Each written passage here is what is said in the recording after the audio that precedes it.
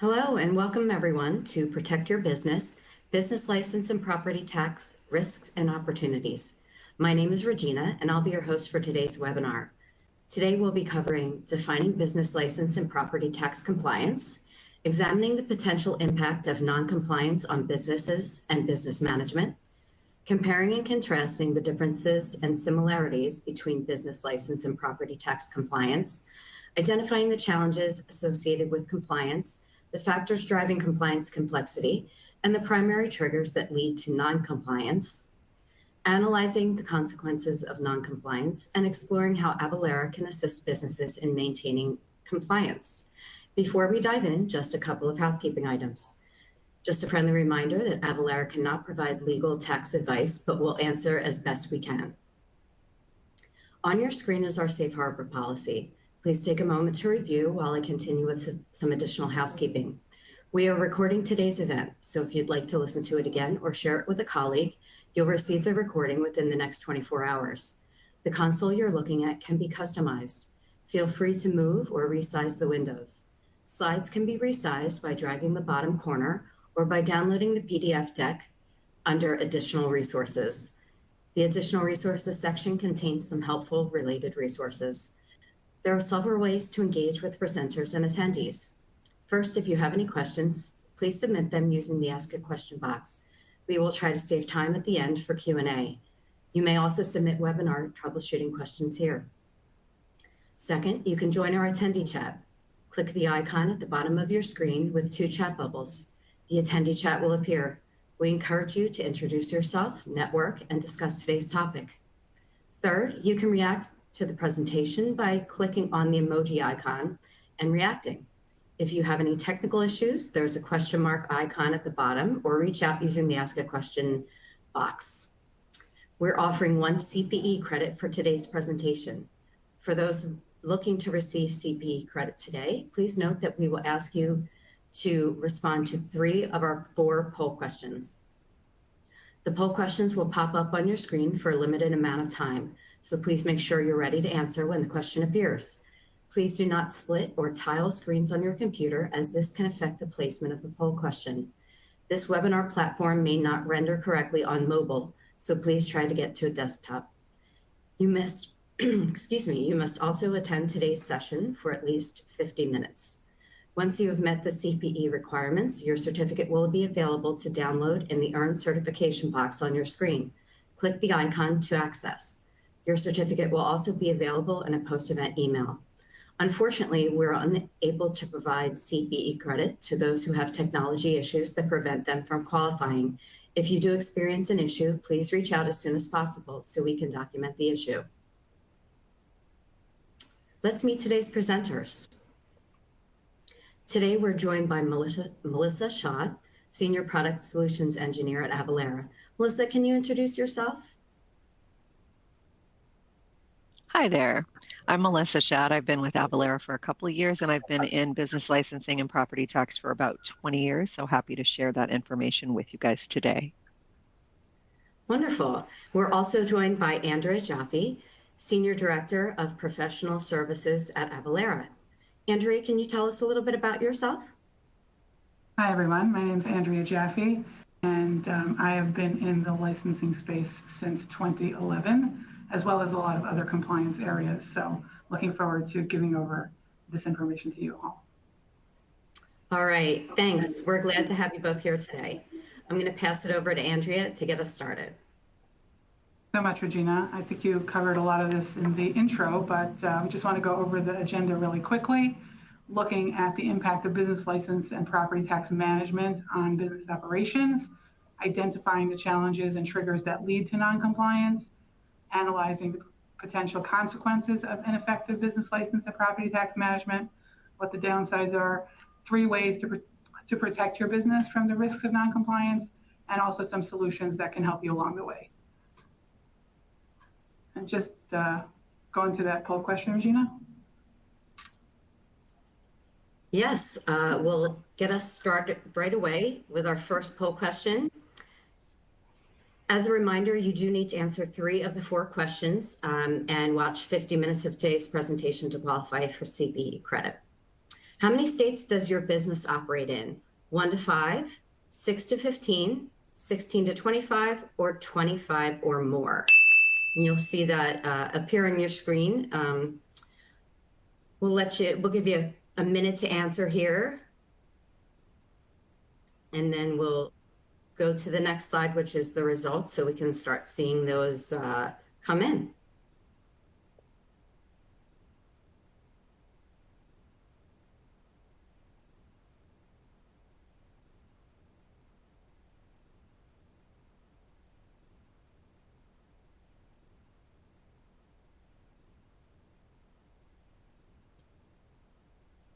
All right, it looks like a lot of people have answered.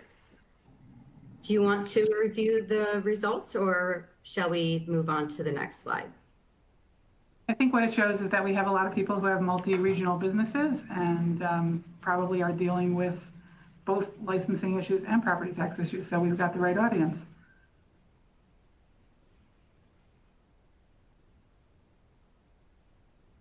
Okay, let's dive in. I'm going to start on the business license side, and then Melissa will chime in on the property tax items. So we'll switch off. Just giving an overview of business licenses.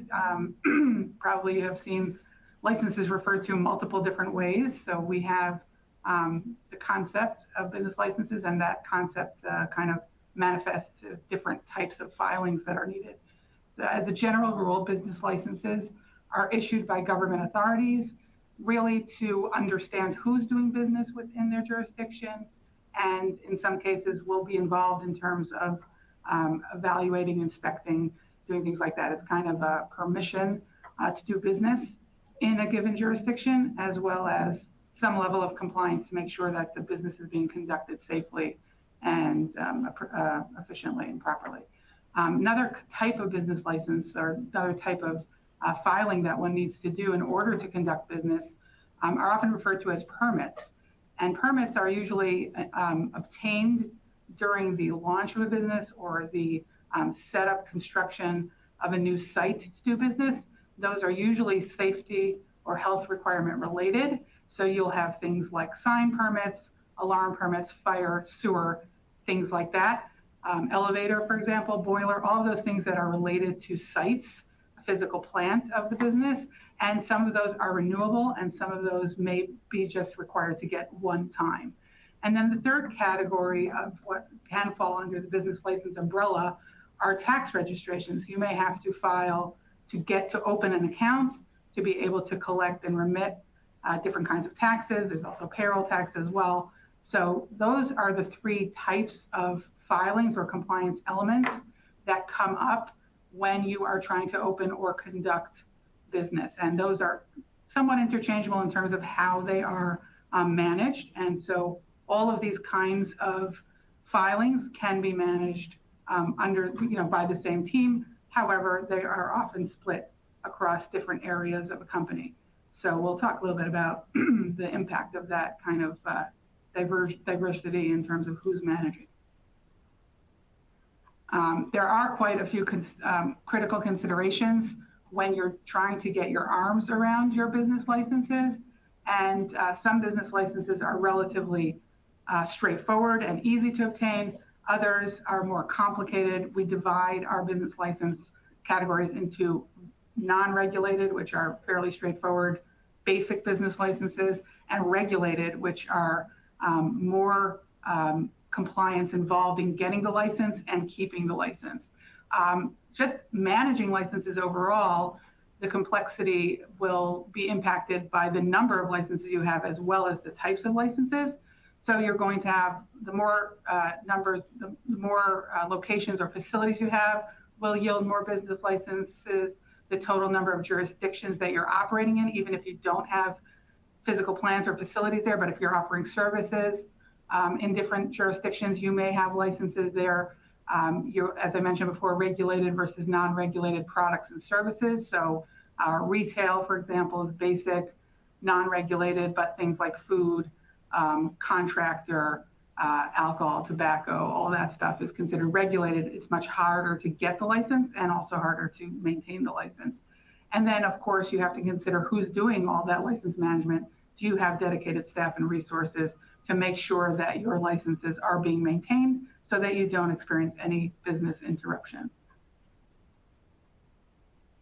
Just giving an example of how involved it can be. We took a supermarket, which is a pretty ubiquitous kind of experience. Everybody knows multiple supermarkets, but if you look at the list of licenses, and this is not even exhaustive, but a business like a supermarket can have, you know, upwards of 10 to 15 to 20 licenses. You'll have that general business license.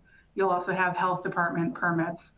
Notice the mouse there. We don't want any rodents, so that's something that they're always going to be inspecting for. All kinds of things happen inside the average supermarket today. So you may have a pharmacy, you may have a food court, you may have beer and wine being sold, even a little florist in the corner, that needs its own license. And then there's many more. If you have vending machines outside or those little you know, merry-go-rounds for the kids, those need their own licenses as well. And of course, many are lottery sellers, things like that. So you can just imagine one supermarket has their hands full with licensing, and you start multiplying that out by multiple sites, and you're going to quickly ratchet up the count of licenses and permits that you need to manage. You also have hazmat, things that are going on behind the scenes, storage, all those types of physical plant things, including the sign out front, may as well need permits, renewal, inspection, making sure everything is safe. So this is definitely something that's kind of not necessarily well or obvious to the average person who shopping in the supermarket, but if licenses were not in place, they would not be able to have the experience they normally expect. And I'm going to turn it over to Melissa to comment as well. So all of those things that Andrea talked about in terms of the types of businesses typically have some sort of property involved with them. It's rare that you have a business with absolutely no physical property. So when we talk about property tax, we're thinking about real property, which could be land, buildings, property management company, multifamily, lots of different, you know, things that constitute real property, anything that's not easily physically movable. And then personal property, which is every single movable asset you can think of. So it could be computers, it could be chairs, it could be tools, it could be manufacturing equipment, but it's also, you know, if you lease a copier in your office, or you have, you know, a scanner or something, or a POS device at the front checkout of a grocery store, they may not own that. That might be being leased from a leasing company who then has to report those assets. So personal property and real property is everywhere, and it gets confusing because every state treats it a little bit differently. So when we think about the property tax compliance cycle, similar to licensing, you know, there's a lot of overlap. There's always going to be money that's going out to pay for all of these different things. But with property tax, you also have to file your personal property returns. What do you own there? What have you gotten rid of? What have you added? How much do you think it's worth versus how much the jurisdiction thinks it's worth? That's where your assessment notices come in. Do you want to appeal that value? And then getting your bill, making sure you pay it on time, whether you get it or not. Underneath all that, though, there has to be planning and strategy, analysis, appraisal and valuation support for that real property typically. And then sometimes you have to go to court. Sometimes there's, you know, expert testimony that's required to bolster your case. So just for one example, you know, Comcast is a great example because they have thousands and thousands of bills for personal property, real property, assessments, returns to do. And it takes a lot of people and a lot of paper to do that because unfortunately, a lot of it is still paper-based. So when you're thinking in your departments, we need better systems because we're growing. Oh my gosh, all this stuff takes our people so much time to do. There's got to be a better way. There's got to be a more automated process. Everything's happening at all the different locations. We have no idea what's going on. We have no central hub for any of that.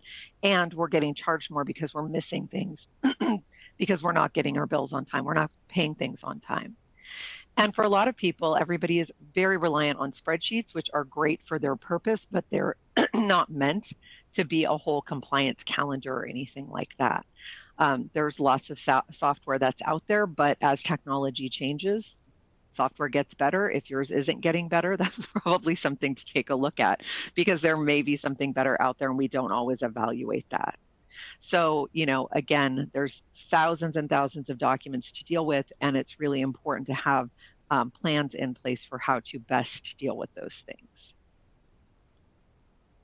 So challenges and triggers that lead to non-compliance. Let's jump over there and back to Andrea. Thanks, Melissa. So yeah, I just want to go over some of the similar complexity on this side of on the licensing side. In the U.S. alone, there are 50 states, as we all know. There's actually 3,000 counties and over 35,000 municipalities. And all of those can set administrative rights to issue licenses. To complicate things, we're tracking about between 160 and 170 different license types. So if you use that math and do 35,000 times 160, you've got all of a sudden a geometric expansion of exposure on things that you may need to have in order to run your business, and try to figure out how to find that, get it, and maintain it. Every jurisdiction is going to have different requirements. Even within a state, some states have statutory authority that dictates how a city can impose. Other states leave the cities on their own, and it's kind of a Wild West. Every city does things differently. There are also going to be different processes on obtaining and maintaining the licenses. Things have gone more online, but we are dealing with governments, and governments are often the slowest to change. So you may have paper filings that have to be done. You may have to compile packets of information to submit in order to get or maintain a license.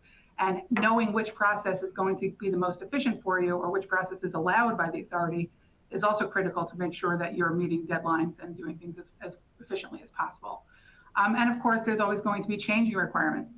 New licenses are born very often. Cities decide that they're going to start imposing license or changing the way they impose a license. And in the rare occasion, you'll have cities decide to abandon licenses because maybe the enforcement cost far outweighs the benefits that they see. So keeping on top of those changes is a challenge, as well as knowing what's going on and the first time, but also really figuring out how to maintain and keep on top of any changes that are happening. And then if you have business changes, things going on within your business that are going to require licenses that you didn't have, that's also important to know. So it could be something as straightforward as opening a new location, but it could also be something like offering a new product or service that you didn't offer before, or having new officers that you have to change the officer that was listed on the license. I'd like to piggyback onto the Comcast example that Melissa gave. Comcast was always known as a cable company, but they actually went into the home security business with Xfinity, and doing that new business required all kinds of new licenses, low voltage, contractor, all kinds of different things that they didn't have that they needed, as well as alarm and burglar security. So you never know what's going to happen. We don't say, I always say you don't want the licensing tail to wag the business dog, but at the same time, if you're making business decisions, you should have awareness and visibility into what kind of licensing impact you may be dealing with when you have to go and get licenses. Let me just go to the next slide.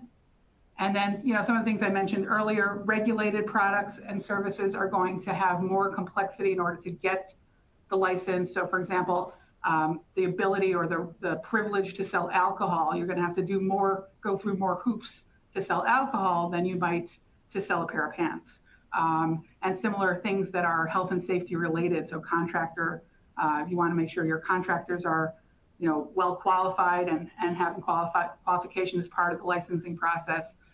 You want to make sure your architects know what they're doing, et cetera, et cetera. So all of those businesses and things like restaurants, you want to make sure your restaurant is clean and they're observing proper hygiene and sanitary rules. So all of those things go into getting and maintaining the licenses. Again, number of locations, different businesses will require different licenses in each location. You can have a general business like a retail business may need 1 to 5 licenses. I mentioned supermarkets before, where you're dealing with 15 to 20. A big box store like Walmart could even have more. So you really have to know the multiplier when you open a new location, what's involved, to get involved with the jurisdictions and figure out what's needed. And it's not going to be the same from store to store, but there's going to be a lot of similarities. And you have to just make sure you have your arms around everything. As mentioned, the number of jurisdictions before, with over 35,000 jurisdictions, you're going to bump into licenses every which way you turn. Your skill of your licensing team Are they equipped? Do they know how to research? Do they know who to contact at the different authorities to get answers? And then current events. If you've got something going on, as I mentioned earlier, an officer change, but something like an acquisition or going through a merger, if you're the target or you're the acquiring company, there's all kinds of licensing implications. Tax reorganizations. If you're doing something for tax reasons, maybe going from an Inc. to an LLC, and you have licenses held in the Inc. name and that entity winks out of existence, all of a sudden you have no licenses. So anything that has to do with, different things within the business, you want to make sure that you're considering potential license impact, but always good to have your eyes on all the different moving parts in the business to make sure that if you're responsible for licensing, you're aware of them so that you can, act accordingly. And then similar, Melissa. I was going to say similar to what Andrea said. Again, printing and mailing returns in almost every county across more than 30 states is still required. Sometimes they have an online portal. Sometimes you need a postcard with a PIN number to get on the online portal. So, getting all of your property together, depreciating it appropriately, determining what is taxable and what isn't taxable in different states and jurisdictions for your returns is complicated. Then you may or may not get an assessment notice in time for you to appeal a value. So determining what you're going to actually be taxed on, questionable. We had one client who didn't file a return. They taxed him on $50,000 worth of taxable value for property that he actually had that was maybe $5,000 worth, but he hadn't filed a return. And so they could value the property at whatever they wanted. So there's a lot of jurisdictional rules, as Andrea mentioned, that can really not be on your side if you're not timely and compliant. And then bills. Companies receive tax bills from so many different jurisdictions with different dates, different discounts, different penalties, different due dates. Sometimes they're anticipated tax, sometimes they're actual, sometimes you get 4, sometimes you get 1. So keeping up with all that is very complicated. And there are actually jurisdictional websites that say, even if you don't receive a bill, you're still responsible for paying it on time. How you would know you had a bill is a different mystery, but again, they kind of put the onus on you as the taxpayer. And all of those documents, you want those documents somewhere central, somewhere easy to locate, because you want to be able to check those back if you need to, or get information on them. So having that centralized is important. Property tax staffing is also a challenge, similar to licensing. Expertise is fewer and farther between. We see a lot of people in this space kind of retiring, moving forward, and not everybody coming out of school is even aware that these are careers, let alone having the expertise. So that's going to be, again, in-house training, mentoring, things like that. So putting the onus of the expertise on some other capabilities or other, organizations can be very helpful in, getting your team up to speed. Expectations. A lot of people don't want to do manual data entry. A lot of people don't want to print and mail things anymore. So being able to automate those tasks so that your actual resources can do the things that humans can do, analysis and things like that, is definitely going to get more bang for your buck out of the people you're actually paying. Each jurisdiction is different. Some are very complex, some are super straightforward, like Andrea said, and there's exceptions and exemptions and all kinds of things. And you sometimes feel like you have to be a lawyer to muddle through all of the documentation. So again, having those expert resources is helpful. And turnover. This has happened to everybody where somebody leaves and nobody else seems to know anything about what happened before or what you need to do going forward. And everybody's just left picking up the pieces. I had a situation one time where the property tax director unfortunately died suddenly, unexpectedly in November, which is right before, tax filing season starts in January. So his team, none of them knew how to use the software. None of them knew about any of his processes. A lot of documents were just on his computer that, of course, got wiped because it was his computer and nobody else got it. And they were just literally stuck. So if they hadn't had a resource to get them through that, they would have ended up with horrific penalties and interest because literally no one knew what to do. And again, paper is challenging, especially because many of us aren't in central offices. So having everything be online, centralized hubs, systems for getting the paper out, getting the paper in, Everything needs to happen on time. Bills need to get paid on time. You have to appeal things on time. Some of them don't send notices, so you have to go and do the research and look them up if you don't have a better way to do that. Or you just have to go with, well, I hope they gave us the right value and we're just going to pay whatever they tell us, but that may not be what your company actually owes. And then you need to decide what's worth your time, what's worth outsourcing, and what software or other types of automation can do for you. And then those trackings of all the deadlines and dates, they change sometimes, and they are not always easy to, make sure that you're on time with everything, especially if you need to file extensions, or there's, the last day you can pay, but the first day you get a discount. Well, you need to decide how quickly you can get things out the door. So as Andrea talked about, there's definitely some different trigger events that happen, like business expansion, mergers and acquisitions, partnerships, anything that's going to change who your legal entity is, your DBAs, those kinds of things, is going to affect you both with business licensing and property tax, because again, assessors want to assess property, they want you to pay tax. And if you need to make changes in how that's happening, that's something that needs to be handled ideally proactively and considered before all of that happens. Relocation of assets. When you move something to a new jurisdiction, it's not taxable in the old one, it's taxable in the new one.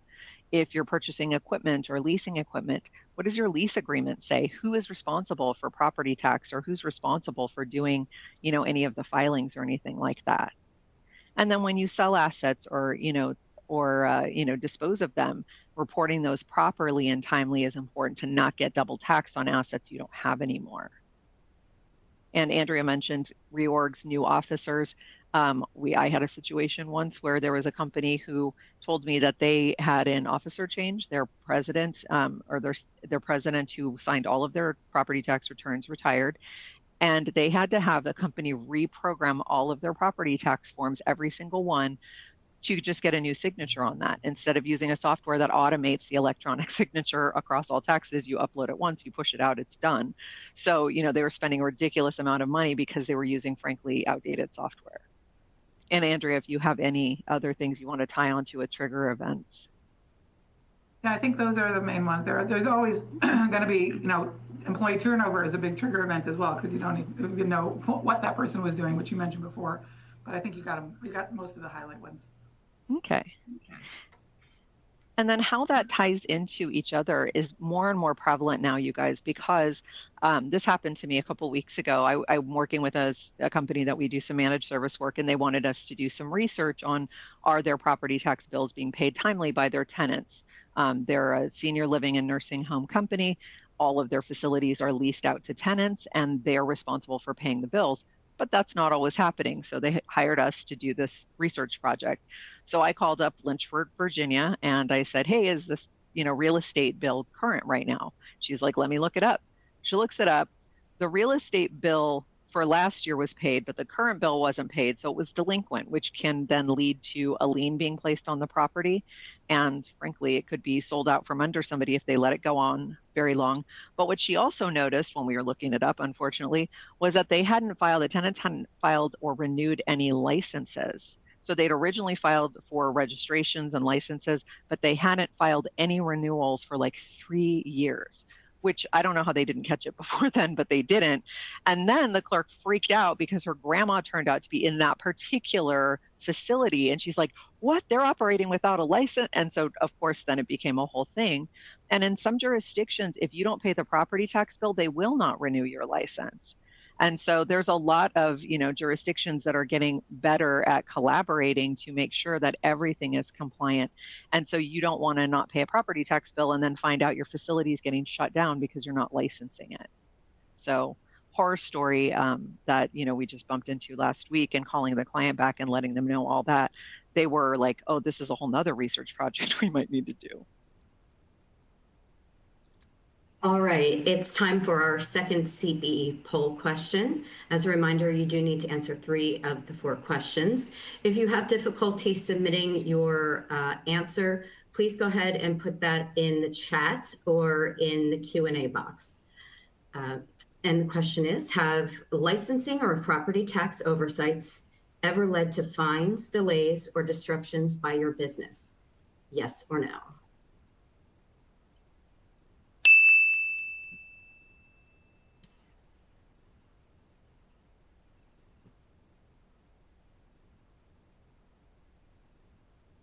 Hopefully everyone is able to submit that. We'll take a look at the results. I'll pass that back to the team. Well, we want to hire the person that said no, because that means you're doing a great job. But yeah, I guess, it's going to happen here or there. It's going to happen at some point. And so you really need that awareness. You need to be on top of everything. And that's what we do every day.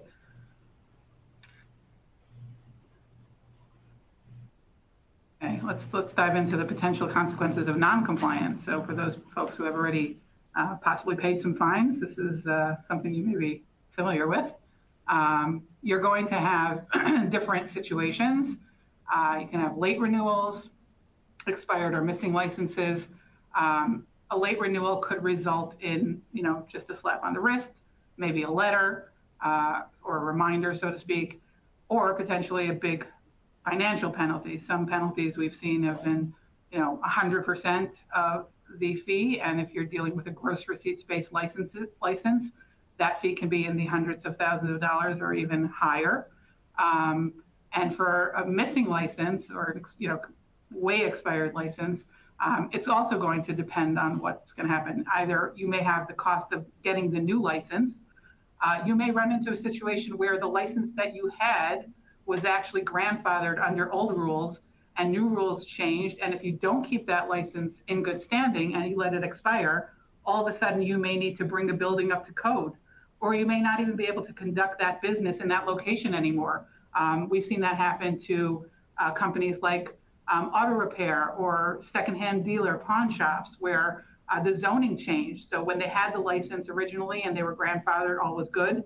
But when they let it lapse, they had to deal with potentially closing down the location, going to court, things like that. So that can be a huge loss of business. And then there are things that, you may not be able to sell the product that you need. So if a liquor license expires, for example, the providers, Cisco and all those providers are notified right away. McLean's, they get lists every day from the different state authorities to show which vendors have license that are lapsed, and they are not allowed to provide the inventory to them. So you can really lose out if you can no longer sell the product, even temporarily.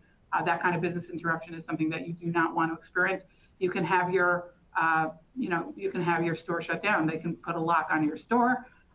There's some pretty significant horror stories. And one of the big things that you don't want, even if the license issue is resolved, you don't want bad PR. So you can see we have a couple of stories here where companies were basically outed in public in the media for not having the proper licensing. So these are all things that, it's not just business interruption, it's reputation, it's a hardship. So we want to make sure that we're always ahead of the game.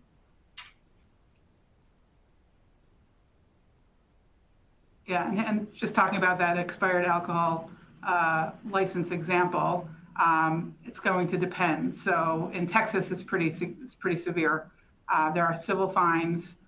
There's license suspension or revocation, so you can no longer sell alcohol until it's reinstated.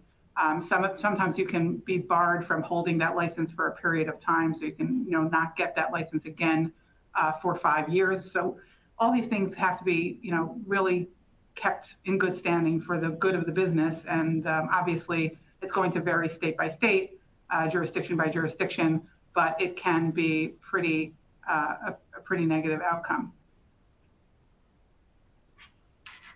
So a couple of examples here, and this is just one where it's, how it's reported sometimes can be an issue, or if it's reported. I mean, certainly if it's reported.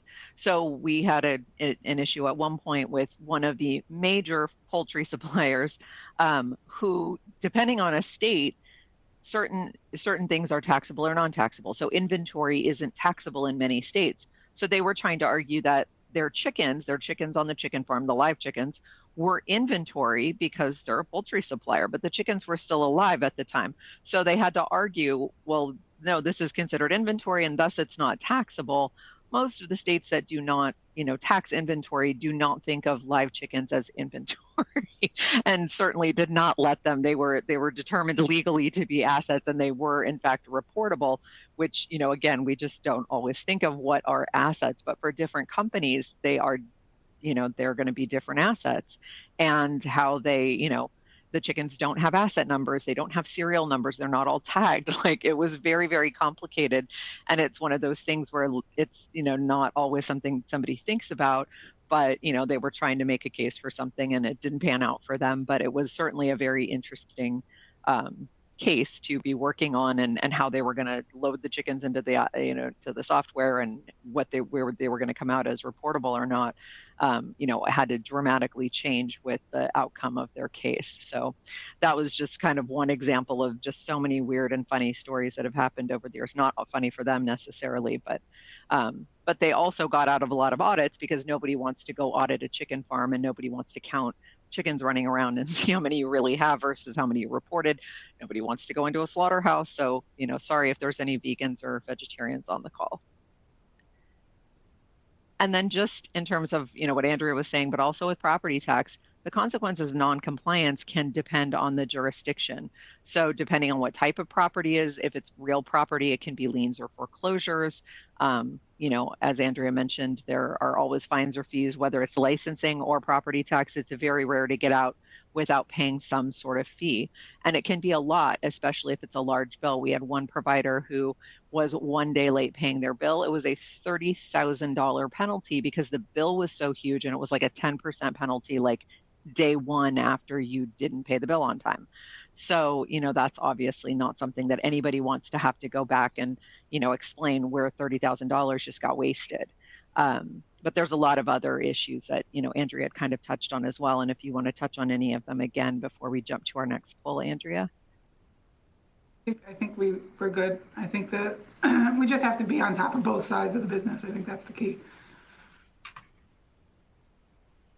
All right, it's time for our third poll question. And again, just a reminder, you do need to answer 3 out of the 4 questions. And if you have an issue being able to answer, please put your answer in chat. And one of our attendees did notice that her polls were popping up right behind some other panel on her screen.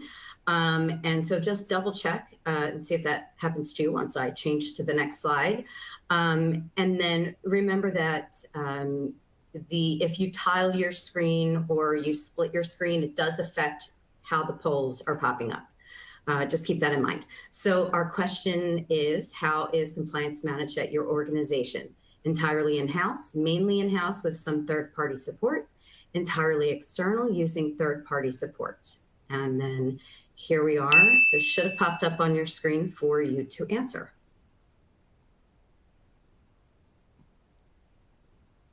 Us over to the results as people take time and answer that.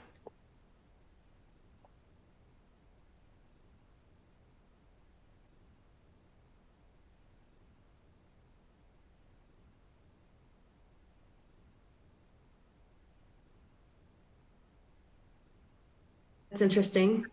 0. I know people are answering, so we may have some sort of glitch here with this one. So I think we'll probably just move on and continue the presentation, and we will go back and see if you've put your answers in either the chat box, the attendee chat, or the Q&A, so that you can be awarded CPE credit later.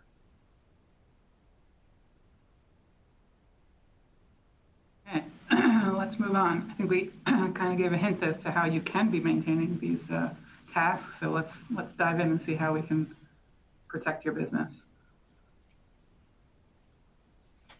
Okay, Melissa, you were going to take this one? Yeah.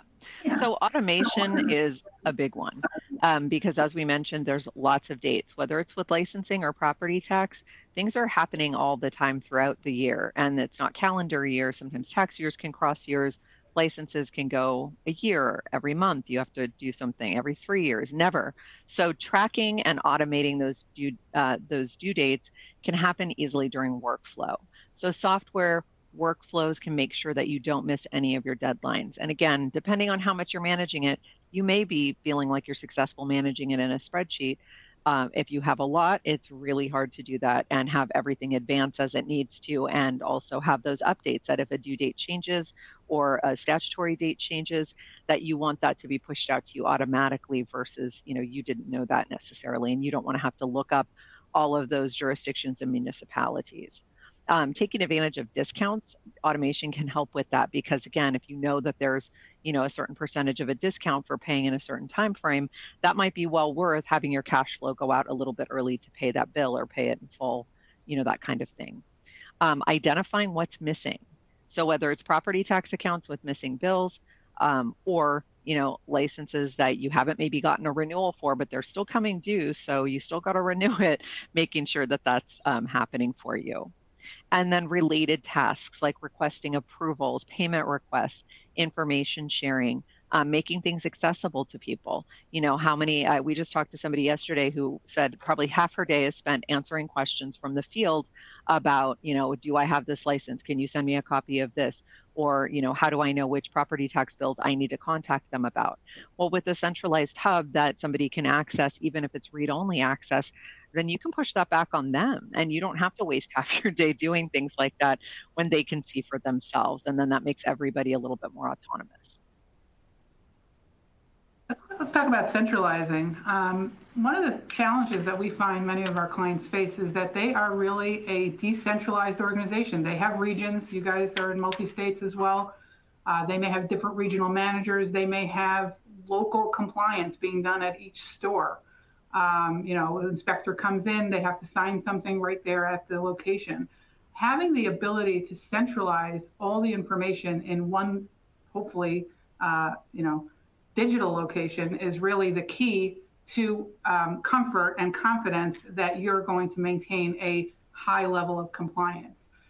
You have to really put some effort into doing that maybe the first time, but once it's there, it's a game changer. You can have visibility to what's going on across the country, across all your locations. You can make sure that your forms are up to date. As Melissa said before, you're really on top of your due dates. You also have the ability to have a place to deposit everything, to a repository for all the relevant supporting documents that you need. So you want to make sure that your forms are up to date. A lot of them for licensing and for property tax are coming in from the authorities. The renewals are coming in, the bills are coming in. So, you have a place to scan them in and operate on those. Getting the correct form for every jurisdiction. Some softwares have library tools available so that you have the most updated form to do a new license.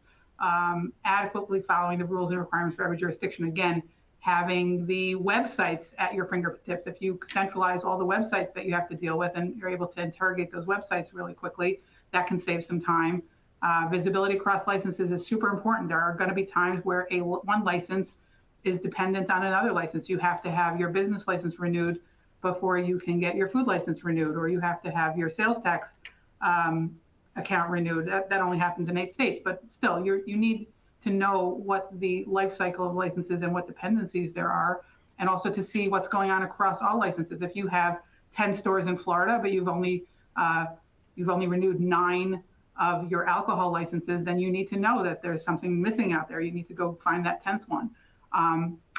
Ensures all the licenses are consolidated in a central hub, and hopefully that central hub is going to have the ability for more than one user to come in and see what's going on. So it enhances transparency. All the necessary details regarding varying requirements are available centrally. That's also a key feature of a lot of software. And all documentation is stored centrally. So for example, if you need to provide a certificate of insurance to get a license renewed, you can have it in the repository. If you need other kinds of documents, copies of leases, copies of contracts, things like that, that can be held in one place, and it really speeds up the compliance effort. And then it also removes the reliance on a single point of failure expert. So you might have a licensing person, but when that person wins the lottery, you don't want to be stuck with not having visibility into what's going on. Having everything centralized in a system gives good transition tools so that somebody else can slot themselves in. Of course, they might have a learning curve, but at least the information is there. It's transparent, it's visible. You can see what has happened, what hasn't yet happened, and hopefully be able to pick up the reins and run with it. pretty quickly rather than having it stuck on somebody's computer, as Melissa said before. So that's a key benefit. And then our last piece of advice here is digitizing.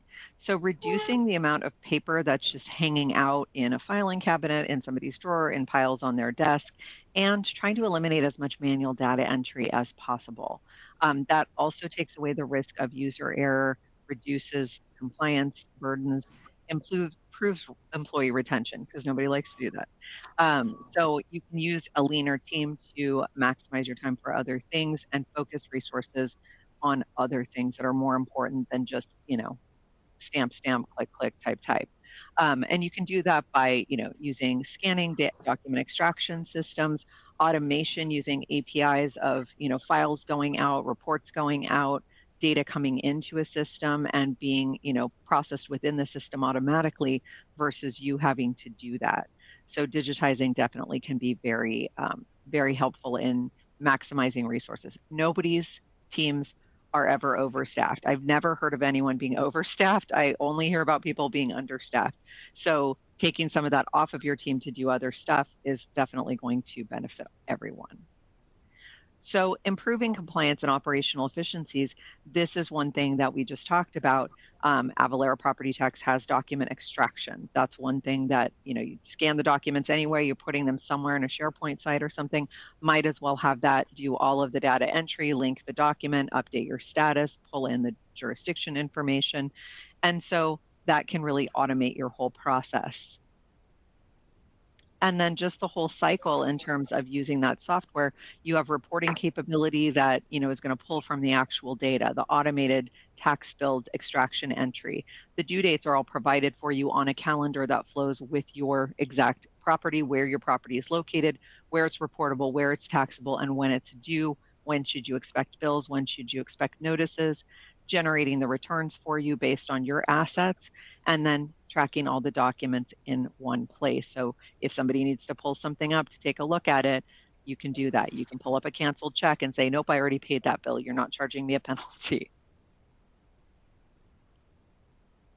And on the licensing side, we have software as well. There's Avalara has a software called Avalara License Management. And you can manage your licenses in this central repository. It will give you a lot of flexibility.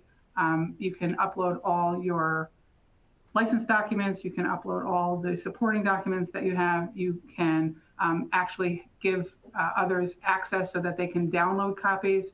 You can standardize your workflows. So for example, if one license requires fingerprints, you can add a step in your workflow for all the licenses that require fingerprints. If something else requires approval, for example, if you have to have approval for every fee over X dollars, you can stick that into the workflow as well. So you can have customized workflows. Obviously, there's some built-in workflows that come with the system, but it's fully customizable. As we said before, you can digitize your paperwork and minimize your busy time. So you have a hub. You have a lot of widgets that you can really look at a glance what's happening. There's calendar widgets, there's check request widgets, things like that, so that you really have a central hub to do the work you need to do.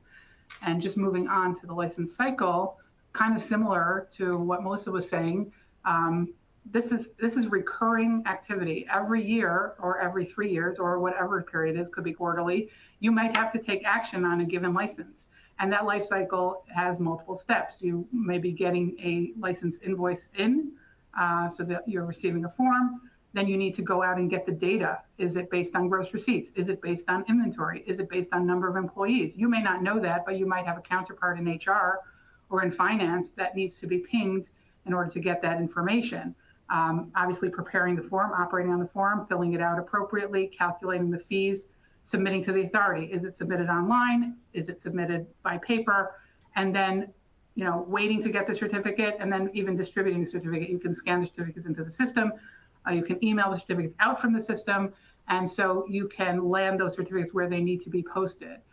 There's other steps that may be involved. You may need to get forms notarized. You may need controller approval, as I mentioned, in terms of the fee level. There may be bonds. There may be fingerprints. There may be background checks. You may have to do some other, floor plan inclusions, things like that. So this gives you the ability to keep all the steps visible, and gives you a place to put all the information you need, and all the documents are captured as well. So it's super handy. Okay, it's time for our fourth CPE poll question. As a reminder, you do need to answer 3 out of 4 questions and watch at least 50 minutes of today's presentation. If you are unable to reply once this pops up on your screen in just a moment, then please do put your answer in the attendee chat. Would you like to speak with an Avalara compliance expert about our business licenses and property tax solutions? Answers are either yes or no. That should be up on your screen now. And while you go ahead and do that, we will start to move on to Q&A. We have some time left to answer a number of questions from the attendees. And so let's get started with the first question here. What are some common threads among the states for when a business registration is required versus just registering for sales tax? Basically, secretary, I don't know, SEC of state versus Department of Revenue. So that's actually a great question. Filing with the Secretary of State is also called a business registration. That's getting a certificate of authority to do business in that state. That's not even the same as a business license. Business licenses are, can be done at the state level as well, but are often done at the local level, the county or the city level. So I don't know if there's real, most states require, if you're going to be conducting business in their state, most states do require that you register with the Secretary of State. It's usually a foreign qualification, meaning you create your entity in a given state. That's called your home state or your domicile state, and then registering with the Secretary of State when you're going into another state to do business is often required. It's not always required when you're just selling inventory into a state. You may not need to file with Secretary of State if it's just shipping, but if you have any employees or you have any other business, physical presence, salespeople going in, that may create nexus for you to file with Secretary of State and also acquire business licenses. Really selling into, because of the Wayfair rules, once you hit a threshold, if it's economic nexus or physical nexus, and you're selling something that's taxable, either a service or a product, you're going to have to register with the Departments of Revenue for sales tax, even if they don't require a Secretary of State registration. All of that is actually kind of associated or adjacent to business licensing, and you may need licenses in addition. You probably will need licenses in addition to both of those kinds of registrations. Okay, our next question is, how does one find a quick look of all the expected licenses for their industry or state? So that's not an easy thing to do. If you have software like Avalara's, there's actually a library where you can punch in an address and the industry and kind of get an overview of what's done. Short of that, you may have to interrogate multiple websites. There's no real centralized information portal in the U.S. that gives you everything you need, unless you're purchasing a state-of-the-art software that already has that built in. Okay, our next question is, how do you determine the location of personal property being employees work from home? Is it based on employee home location or business HQ location? Yeah, that's a great question. So personal property is wherever the asset is physically located as of the lien date. So lien dates are a big thing in personal property. Most states that you actually have to file personal property tax returns are January 1st, but there are a few that are in July, one that's in October, one that's in December. So if, first of all, your employee's working from home, it's wherever the asset is. So I work from home, I'm in San Diego, California, my computer is here, that's where my asset is. But you also have to remember that depending on how many employees work from a certain jurisdiction, that can be grouped together. So because there are thresholds, just like with licensing, there are sometimes thresholds with property tax, not always, but sometimes. So if it's a cost is under a certain amount in a certain county, you don't have to report it. But if it's over a certain amount, you do. So if there's 10 of us in San Diego County and that puts us over the threshold, if there is one here, then it has to be reported and you have to file a return with that particular county assessor. So it's always where the physical asset is located, but it's also as of a particular lien date. So if I have an asset January 5th, and then I move it to another state January 11th, and then next year, I don't have to report that asset on that return because it moved. I'll have to report it wherever it moved to if that's a personal property state, but it wasn't there as of the lien date for the year that I have to report it. So movement can really affect your taxability as well. So that's also another little wrinkle. Next question, does Avalara help with renewals? Avalara does help with renewals. We have a team that can, where customers outsource, we become their back office and we do all the licensing work for them. We can do initial licenses as well as renewals, and we can maintain your portfolio to keep it in good standing so you guys can go do whatever it is you do to make money. It's definitely a service we offer. Next question, can you please expand on the statement, most states don't tax inventory? Yeah, so for personal property taxes, each state and sometimes each jurisdiction within a state can require specific reporting of assets. Many states do not have a section on their forms to report inventory. There are some states that do. So, and that's what I mean by that. When I say they don't tax inventory, you're not reporting the inventory, so you're not getting taxed on it typically. And then even the states that do have inventory tax, like Georgia and Texas have them, but they also have a Freeport exemption. So depending on how long it's in the state, depending on what kind of inventory it is, you may be exempt from some or all of the tax. And then there's other states like Oklahoma that, they want you to report every month's inventory numbers of your different types of inventory. So it's going to vary state to state, but if the form doesn't have a section for inventory on it, vehicles work the same way, by the way. Not every state taxes certain types of vehicles. So that's where, again, it just gets more and more complicated, unfortunately. Okay, one more question here. How do you report inventory that only stays on hand for no more than 24 hours? Because it's all perishable goods, or should it be reported? So I'm going to guess that if it's going to be out of your inventory within 24 hours, unless you're very, very unlucky in that you put it on your books on January 1st or December 31st of a year, you're not going to need to report it because it's going to be out of the system before the next lien date. So that's where that lien date comes into play, whether a state taxes inventory, and then again, is it there on the lien date and is it inventory that is taxable? Many types of inventory can be not taxable, or they might just ask you to report like a supply number, like almost every retail location puts in like $200 worth of supplies because they have bags or to-go containers or things like that. Those are in their inventory, but they're not sellable inventory. They're just supplies that are used for the business. So in 24-hour perishable goods, probably not going to need to be taxed, but don't quote me on tax law. I think we have time for one more question.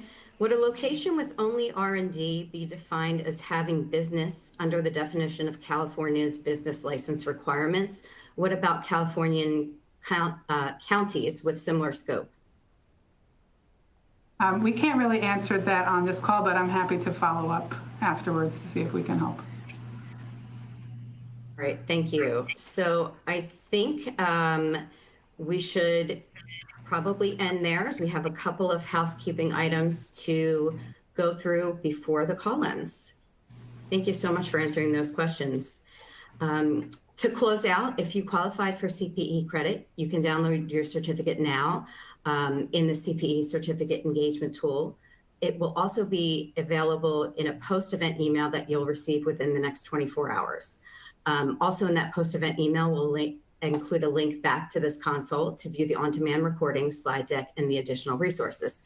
Now, keep in mind, if you answered some of the CPE questions in our attendee chat and you don't see your certificate available either in the box on your screen or available when you get this email from us within the next 24 hours, please respond to the email, and I will be compiling a list of everyone who responded, and we'll make sure that you get that CPE certification. We'll get you that certificate. And thanks for bearing with us through this glitchy poll period here. All right, that's all we have time for today. Thank you so much to our speakers, and thanks for joining us on the webinar.